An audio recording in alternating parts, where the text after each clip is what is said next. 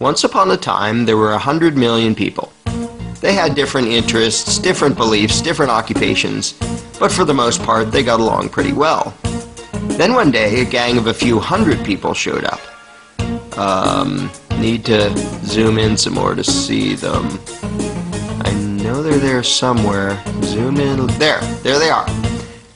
And this gang of a few hundred said to the throng of 100 million, "From now on, you all have to give us a cut of everything you earn." This is an accurate graphical comparison between the number of American taxpayers and the number of U.S. congressmen. And the throng said, "Gosh, do we have to give you a cut of what we earn?" And the gang of a few hundred said, "Yes, you have to." And the throng said, "Well, okay, I guess we have to." And one little troublemaker asked, "What if we don't?"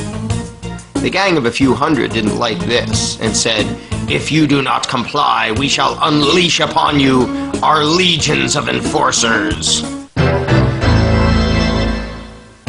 And the throng cried, "Oh no, please don't.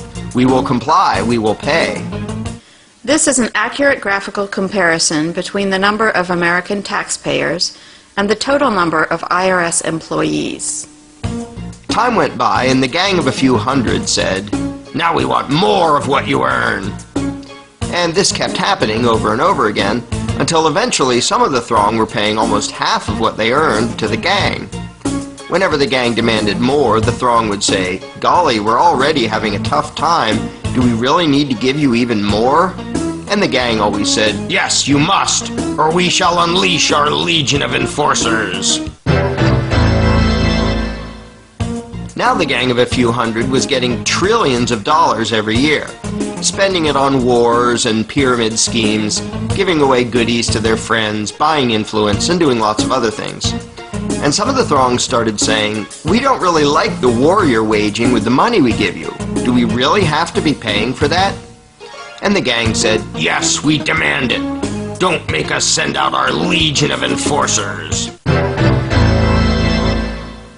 And some of the throng said, "You're taking our money and giving it to huge corporations and giant banks, and some people who just don't want to work. A lot of these things we don't like." And the gang said, "We don't care. We will decide how to spend it. You just do as you're told, or else."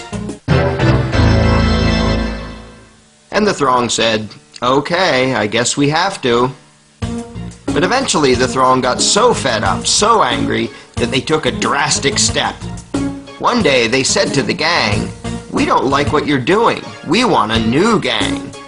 And after pouring a huge amount of time and money into the effort, they replaced the gang with a new gang. Then the throng pleaded with the new gang, "Now, at long last, can we keep our own money, or at least keep more of it?"